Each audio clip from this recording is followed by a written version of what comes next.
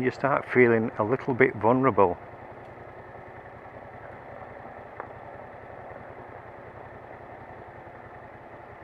I've no puncture repair kit. I've got a spanner, a screwdriver, and that's about it. Didn't think I'd be coming outback. Alright, so 1.6 kilometers now.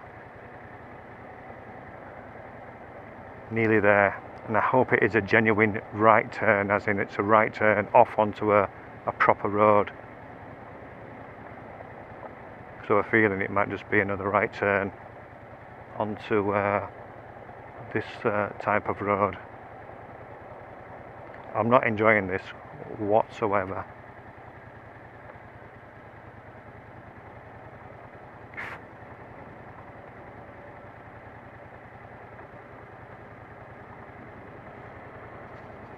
Surprise, surprise, no traffic behind.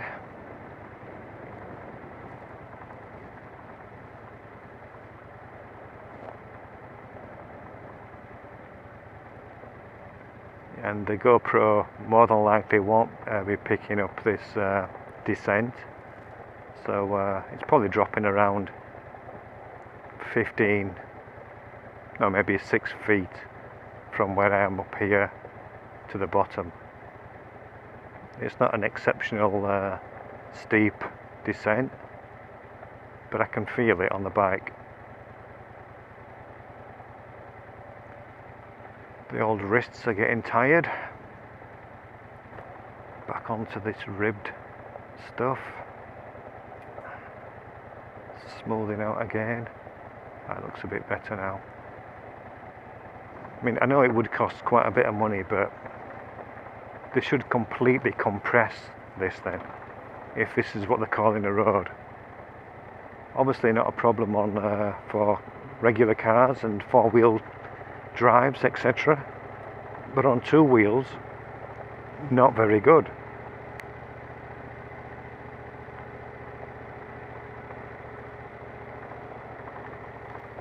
I just think it's going to just bend right and then carry on. I hope this is not one way in, one way out to Moondyne. At the moment, it's not bad. It's thinned out in the gravel. It's relatively flat, as in the road's flat. No descent or incline.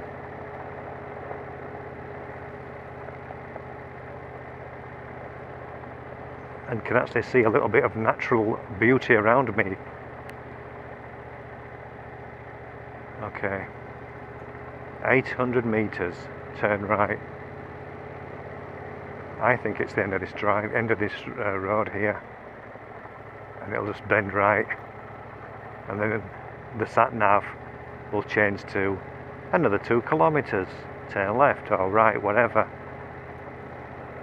I'm supposed to be there now. It hasn't said I've arrived, the sat nav. Anyhow, back to concentrating again. Going over here.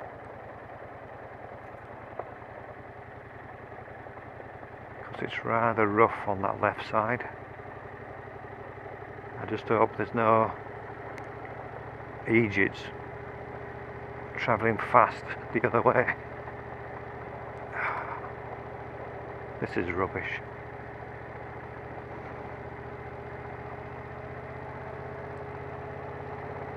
One of those it seemed good at the time moments. Seemed like a good idea. Yeah, I could actually stop and get the GoPro out actually, because it's absolutely quiet. So let's do that. Whilst I level out here, give me a little bit of a break. And where can I stop here? We'll go here. Okay.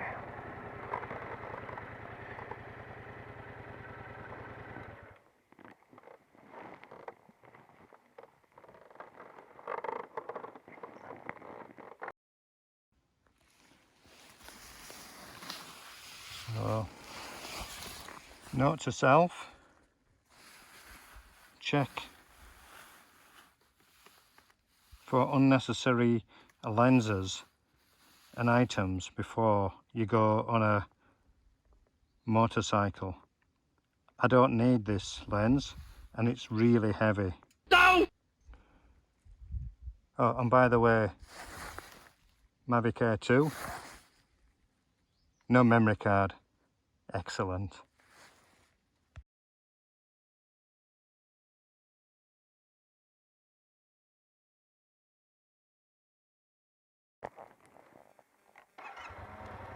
Right, let's get cracking.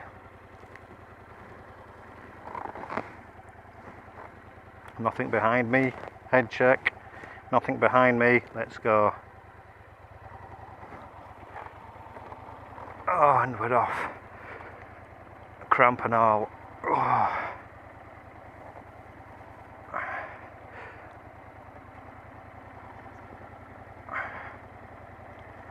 5 kilometers. Oh no. Sorry about this. Old man groaning.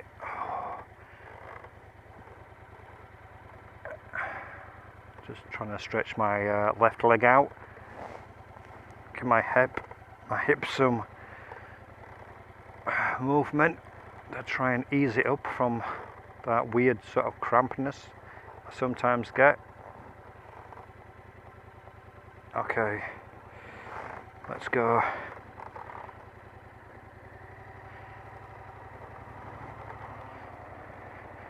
Catherine's been messaging me.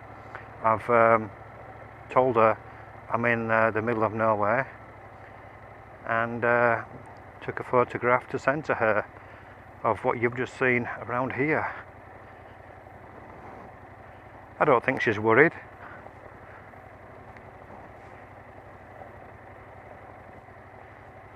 She probably is.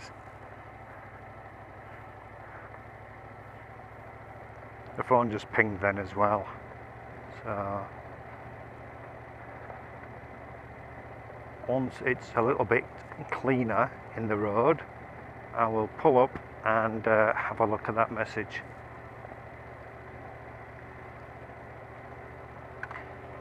So just to give you a little bit of an update, no other traffic, no other cars or anything past me whilst I've just been at that destination, so it's exceedingly quiet around here, which is quite nice because you can enjoy the peacefulness of the area.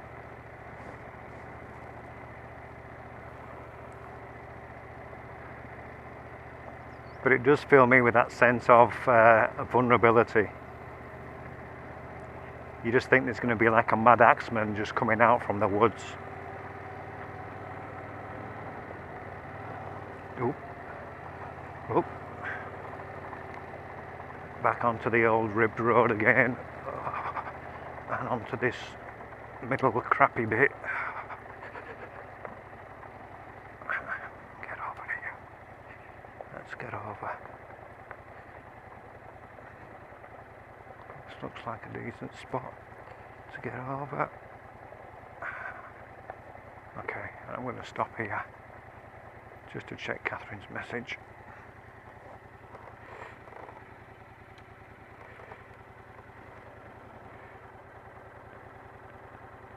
Itchy Boots would have loved the gravel road. Cheers, Catherine.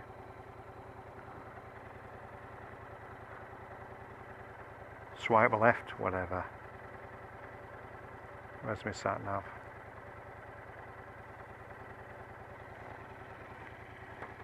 Itchy Boots has big knobbly tyres on her bike. I've just got Michelin Road 5s, road tyres.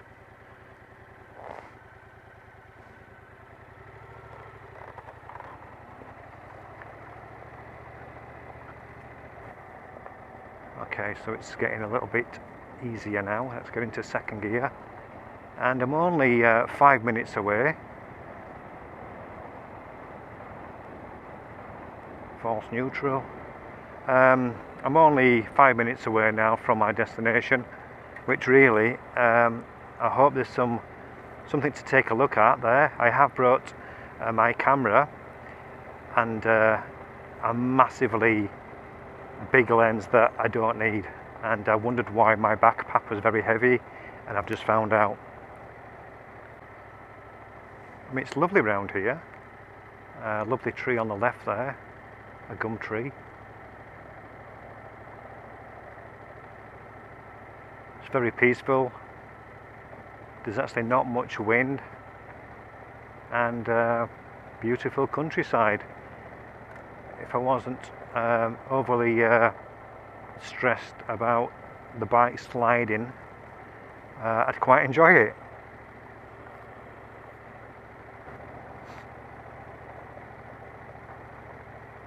How could you not enjoy this beautiful place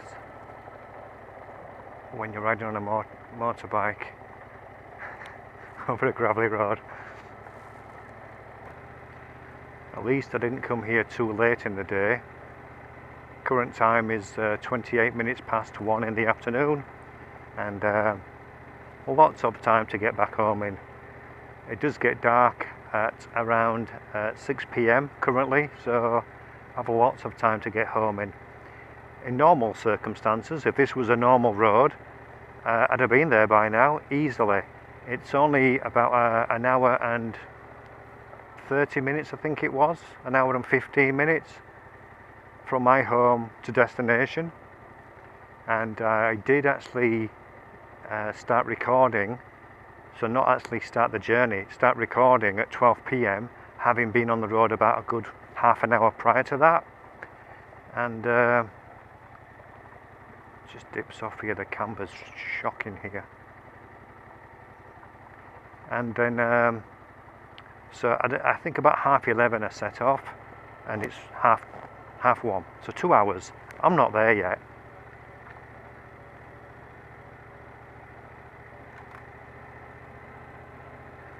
Okay, so I do know that it's so far taken 13 minutes from setting off from this segment to where I am now, and it was 5 minutes away on the sat-nav.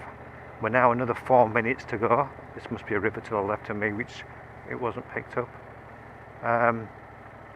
Quite dry actually. Still, even though we're in autumn.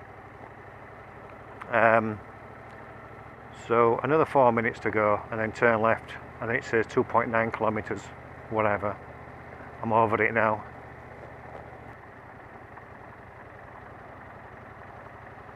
I mean, if I wasn't worried about dropping the bike with a camera gear on my back worth considerable thousands of dollars, along with GoPro 9 and 8, again about $1,000 worth, I wouldn't be overly cautious. I would actually ride this a little bit faster. I do have expensive items on board, so can you see the anxiety in my face?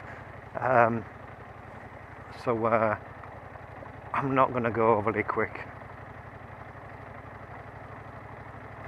Again, it's got flatter on the surface and flatter in the gravel. Oh, until that bit. Gee, back into first. Because the camber rolls up towards the left side as well. The camber of the road, that is, so it makes it a little bit trickier. It doesn't help when you've had someone on the road weaving along, because I can't follow those tracks. That would be ideal to go along those boulder areas of gravel, but I'm not going to wigwam. I'm not going to zigzag my way through the road. Yeah, disappointingly, I didn't bring the memory card, or I didn't place the memory card in the Mavic Air 2. So no drone footage, so more weight which was unnecessary. I actually haven't taken a photograph with my regular camera, so I've brought all this gear for nothing.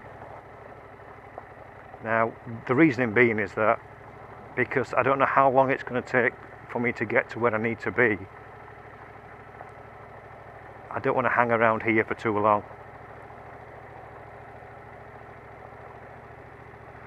So, and really, I'm in the forest, not much to see apart from woods, trees. So sorry for disappointing people that I did mention I was going to try and get some drone footage at the beginning of this video, and just having a few photographs. We're back to this ribbed surface again now.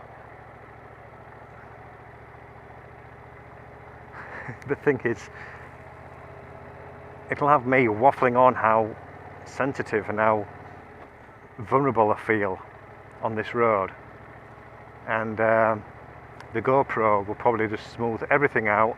The vibration for the hyper smooth will make it all look nice and smooth, and it'll look like I'm being whinging on about nothing. But again, when you're on your own as well, you've got to be obviously more self-aware. I don't want to be obviously coming off the bike, having a cropper, breaking a leg or anything like that, so I just want to make sure I get through this.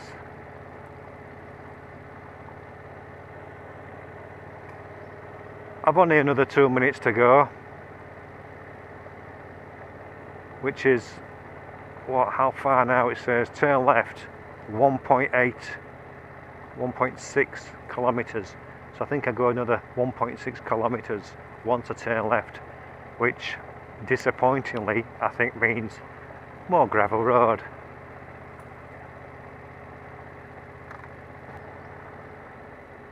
Just back off a little bit again, bouncing around again, because it feels quite smooth, and then you think, no, I can go a little bit quicker, but then you start creeping maybe a little bit too quickly, and then you start hitting them ribbed aspects of the road again.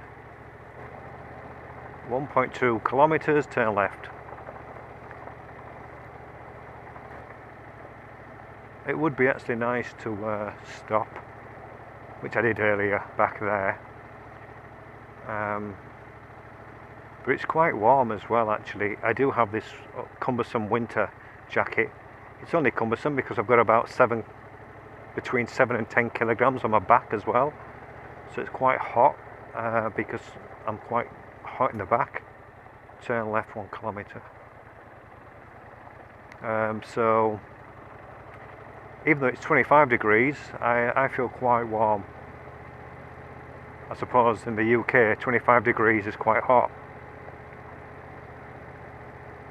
but when you hit 40 degrees at times throughout the year, 25 is a cool day. Okay, 1 minute still to go. 900 meters, turn left.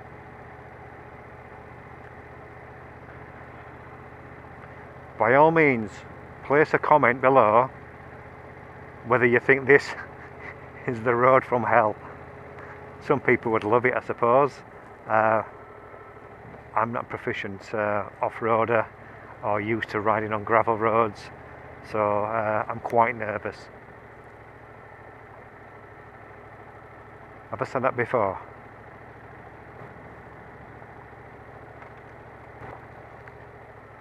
So yeah, I don't think there's much to do or see in Moondyne. I just thought it'd be quite nice to come and visit, with it having some history to it, on the back of Moondyne Joe, and yeah, just to see where this guy came from, and the lovely scenery around here.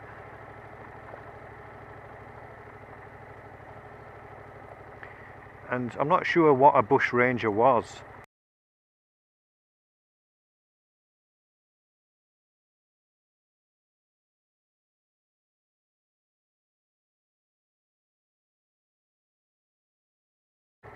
So I'm not sure. I ought to know a lot more about Australian history really. I've been here long enough. The engine fan's kicking in now. Doesn't like driving or riding along at 15 kilometers at 26 degrees outside temperature and 96 degrees engine temperature. Okay, we're coming up to a crossroads now where my turn left will be, and the road isn't too bad at the moment, so let's hope, let's pray that Moondyne, the town village, is here, and then I can get onto a main road and go home. So it's a left turn here, and of course it's more scrub and nonsense.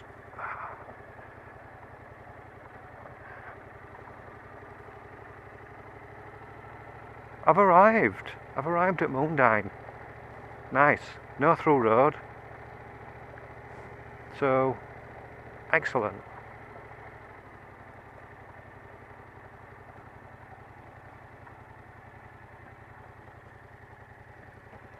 I'm not going that way. No way. I'm going to turn around. Oh, finished. Help improve Google Maps. I was on TomTom Go initially, but then I couldn't get a signal for that, so I've gone on to Google Maps. So good job, Google, for somehow having a better range than TomTom Go. But help improve the Google Maps. How was your navigation on trip? Let's go neutral on that, because I'm neither happy nor sad. Just a little bit frustrated. Walk remaining. I'm not walking anywhere. Finish.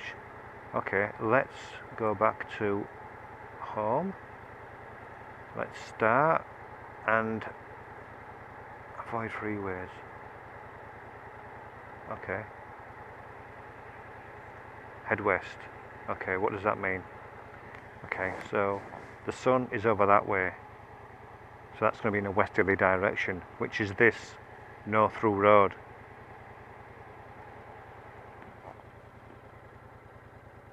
Whatever. I'm going along the no through road.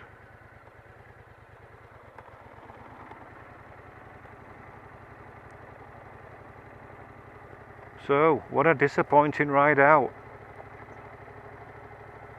So, I actually do think Moondyne is, well, I know it's a district, I know it's an area, but I thought they had some township, some village to talk of, but I don't think there is. When you punch into these sat-navs, a destination, and it generally takes you there. Now, yes, it's taken me to Moondyne, but not the township town of Moondyne, just a nice gravel track somewhere in Moondyne. Nice. Okay, so slow down a little bit. And again, you see, I don't want to break down, because if the engine overheated and it wouldn't start again, no one has been on this road. No one. No walkers, no one in a car, no one on another motorcycle, no one.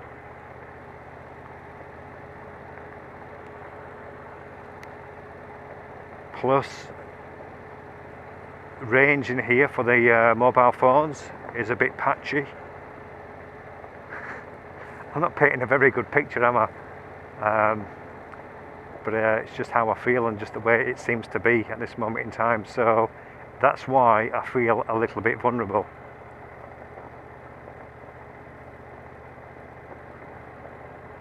So at least this road seems to be taking me out. I am actually in this Avon National Park. So maybe it's a national park that you don't need to pay to go into, which would be surprisingly, because hold on a second. It would be surprising actually, because every national park I've been in, I've had to pay money either for a car fee in entry or for a bike. And I did mention in the earlier video that when I was first riding on here for a wee while, I likened it to being in the ride in Pinnacles. So Catherine and I did a video, I think it's a two-parter of the ride to the Pinnacles, and we actually rode within, which you can do, you can ride or drive a car within the Pinnacles itself, and that's what we did, and it actually felt easier than this, to be honest. This, with it being gravelly, it starts to shift underneath you quite quickly. Rather than on the sand in the Pinnacles, it shifted, but it was a slower shift, so you had a little bit of warning and you could then manoeuvre and navigate your way through. Then again, it was very sketchy around there as well. Sketchy? And did I come a cropper? You'll have to find out in that video. So we're now going down to slow down a bit here. It does actually start dropping off here, so it's, gee, yeah, it's quite a drop down here, which the GoPro will not show. So I've just got to take it slower and easier, just like a walking pace, and plot my route ahead. So I think I know where I'm going. I'm going to go sort of straight this way. Engine fan back on.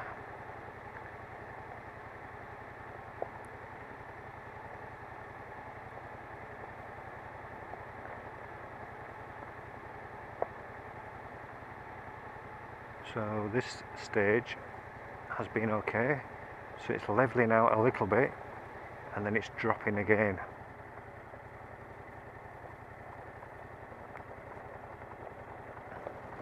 It's not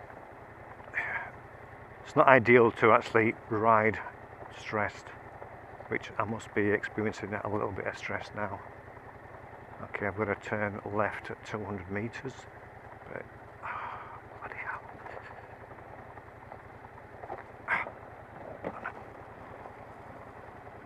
It's just starting to get away from me a little bit, this. So I've got my foot down. That's what you can hear. And a little bit of front brake, which is only delicately, and I've got the back brake on the go as well. Okay, you can see how gravelly this is ahead of me as well. Turn left, okay, turn left up there, is it?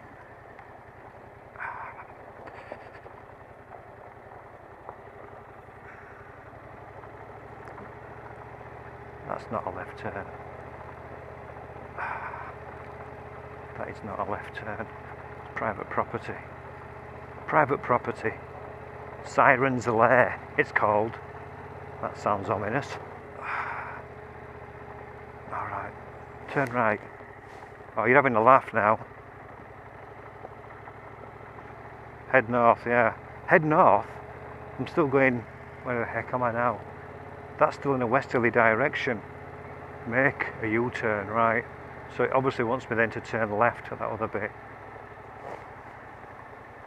Okay. I don't know whether I should have kept going and then doing a turn, or try as I am now.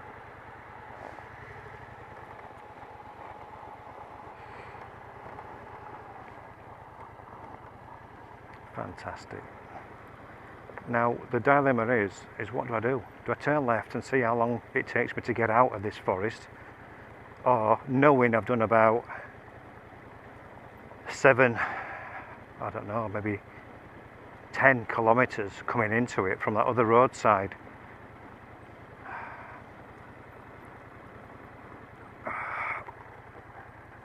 I've got cramp in my hip. That is not a left turn. So this is now, I'm heading back. the way I've come in. It's all through that nonsense. That left turn is to someone's property. Siren's Lair is over there. I'm going to go back. I'm due to get home at 11 minutes past 3. It's now 10 to 2. Doesn't sound too bad. An hour and 22 minutes. 83 kilometres away from home. And I'm going to go through all that nonsense again then, because I know there's a main road at the end of that. Obviously it just comes to a dead end. Right, off we go.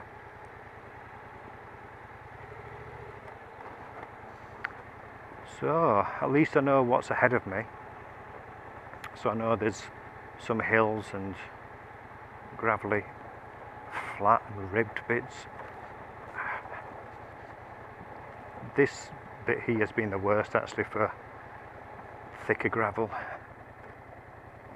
Now let's see how I go going up.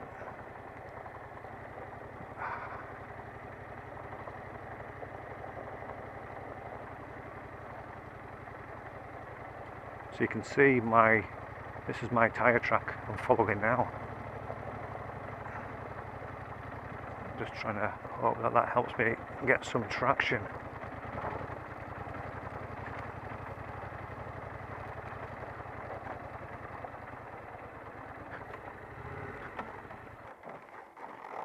Nice.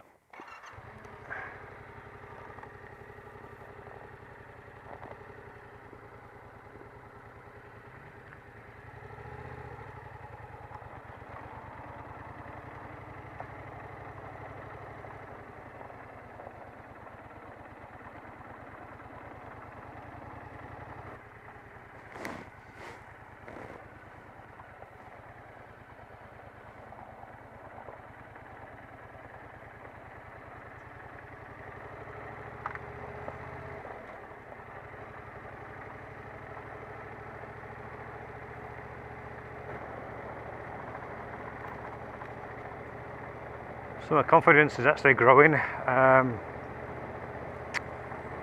Travelling now 30k an hour, which is quite quick for me on this.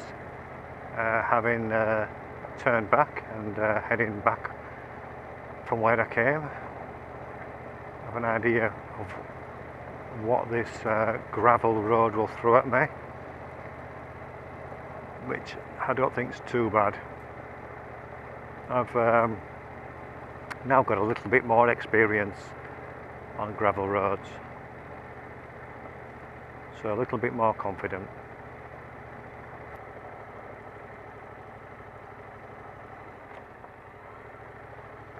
The bike is 100 degrees on the engine now. So why is it not getting any air to it whilst I've been travelling quite a reasonable rate? I may stop and just let the engine cool down. If it gets beyond 105, 100 degrees. What's that cracking noise on the plastics?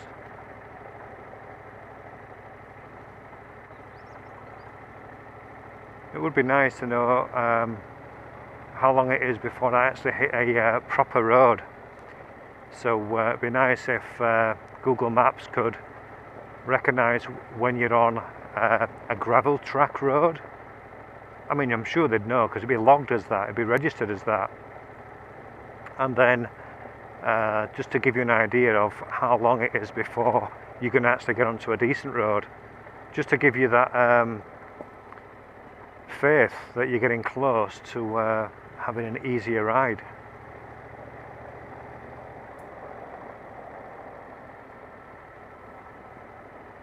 I think it's made it harder with this backpack on actually. It's like having someone on your back, well, not on your back, but like a pillion, you know, behind you. So when the bike at the back end has pulled away a little bit, it's felt like a passenger's been just turning or moving around. So I'm having to compensate for that and then keeping the bike in a line. You might be able to see that it does drop ahead of me, that road ahead.